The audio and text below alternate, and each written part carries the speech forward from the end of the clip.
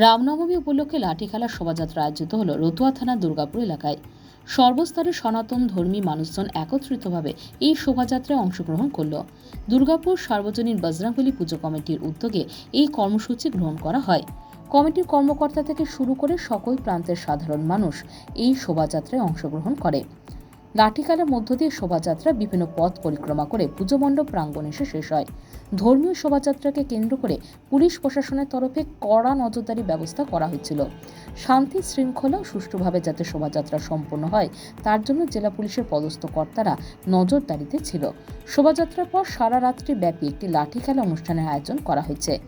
জেলার বিভিন্ন প্রান্ত থেকে বজরংবলী পুজো কমিটির লাঠি খেলার দলগুলি প্রতিযোগিতামূলক লাঠি খেলা অনুষ্ঠানে অংশগ্রহণ করবে বলে জানিয়েছেন এই কমিটির সেক্রেটারি রাজীব ঘোষ। আমাদের রামনবমী উপলক্ষে প্রত্যেক বছর না, এটা 25তম শোভাযাত্রা এবং প্রতিযোগিতামূলক লাঠি খেলা অনুষ্ঠান আয়োজন করা হয়েছে। সেই অনুষ্ঠানের আজকে শোভাযাত্রা করলাম। প্রায় শোভাযাত্রায় মোটামুটি 8,000 লোকের সমাগম ছিল এবং বাইরে থেকে আমন্ত্রিত আমাদের টিম মোটামুটি 12টা থেকে 13টা টিম অলরেডি এসছে।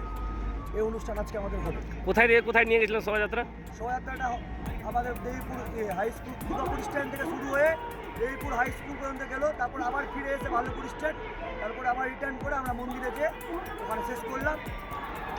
কে উপস্থিত ছিল এই শোভাযাত্রায়? এই শোভাযাত্রায় উপস্থিত ছিল আমাদের দুর্গাপুরের সমস্ত গ্রামবাসী, দুর্গাপুর সার্বজনীন বজরংবলী পূজা কমিটির প্রত্যেক সদস্য এবং বিশ্ব হিন্দু পরিষদ বজরং দলের সদস্যগুলো উপস্থিত ছিল। কি উপলক্ষে করছেন আপনারা? রামনবমী উপলক্ষে করছি। কারা করাচ্ছে? দুর্গাপুর সার্বজনীন বজরংবলী পূজা কমিটি, দুর্গাপুর সকল গ্রামবাসী এটা করছে। প্রায় এটা 25 বছর ধরে হয়ে আসছে। এই উপলক্ষে আর কি হচ্ছে আপনাদের? এখন লাঠি খেলা হবে এবং নৌনায়ন সেবা হবে। প্রতিযোগিতামূলক লাঠি খেলা হবে। কতটা টিম খেলছে? ওই মোটামুটি 14খানা। Bureau news Bangla Times.